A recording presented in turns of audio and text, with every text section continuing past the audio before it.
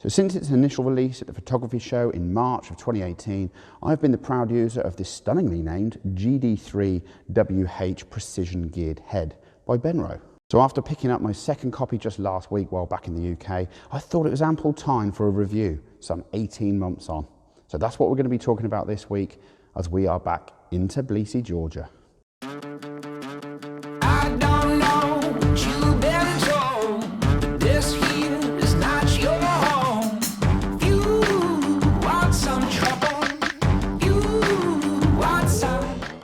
But what is it that I love about geared heads, and why are they essential for architecture and interior photography? Well, that's what we're going to be looking at this week, along with, are they worth the investment?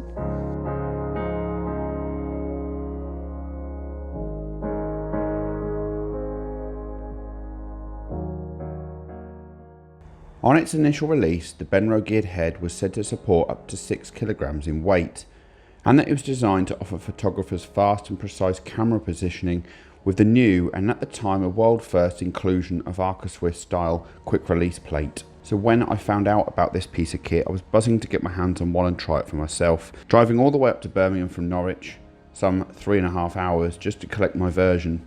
I was not disappointed at the solid construction and the feel of the tripod head upon my first look, with the iconic flashes of BENRO blue really popping off the sides.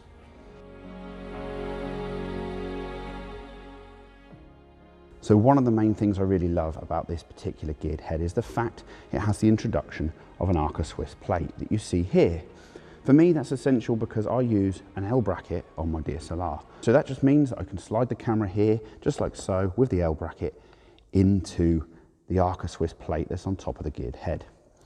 It also means that when I'm looking to do my portrait shots or taking the camera off to one side, I don't have to have the camera hanging off one side of the tripod, and it also then means the tripod can't fall like this, especially if I'm using a heavy lens such as the one that I've got on here. One of the other things that I really enjoy about this is the ability to be able to jump from landscape to portrait mode very, very quickly, as you can see this. It's also really well built. I love the fact that it has these 2 control dials just here, which allow for larger movements like so, or precision and smaller movements like so. So it literally allows for little precision movements. And obviously if I'm filming stuff in camera, for me, that is really important. So if I'm trying to get things really straight in camera before I go into processing, then that is a key piece of kit. Okay, so what are the pros and cons of a piece of kit like this? Well, first of all, it is solid. I am talking rock solid. I used to own another brand, and it was a really heavy piece of kit, which was solid, but also had flex in it. With this particular model, no flex, it's solid and hard wearing, and that is a plus. Also, it's safe to say after 18 months, this has moving parts in it, as you can obviously imagine, and that none of those moving parts have actually become loose, have started to flex or move around, and it's still a solid piece of kit. Yes, this is a new model, but the second model that I've got on the camera here is actually just as hard wearing and is actually not broken at all.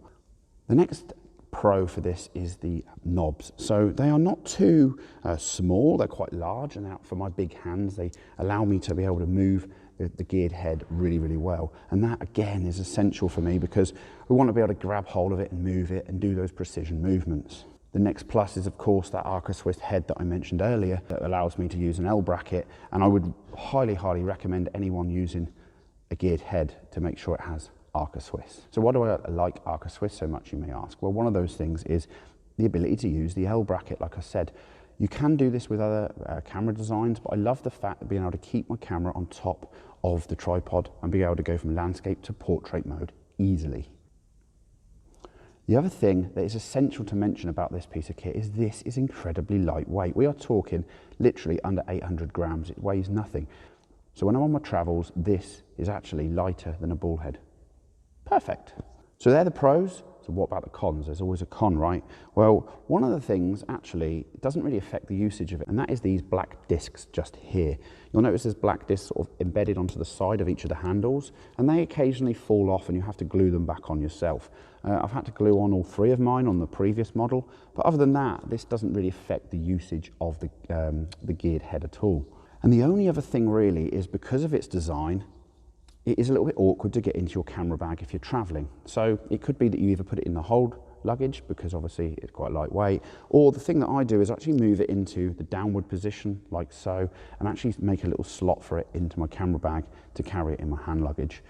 It's a bit awkward to get in, and it's always awkward to find a space for it, and that unfortunately goes down, of course, as another con. The thing is, what other design would you really do for this? I think for what it does, this is essentially a brilliant piece of kit that actually is in the slimmest format possible. So would I recommend the BENRO Geared Head? Well, yes, despite my affiliation with them, I would. They have given me plenty of bits of kit in the past that have not lived up to expectation, but I can fully recommend this particular piece of kit. It's a great addition to the 3 legs that I carry with me everywhere I go to shoot architecture. Okay, so if you've got any questions about the BENRO Geared Head, please do leave them in the comments below. For now, share this video with a friend if you think they'll find it useful. Give this video a share, and of course, tickle that like button. Until next week,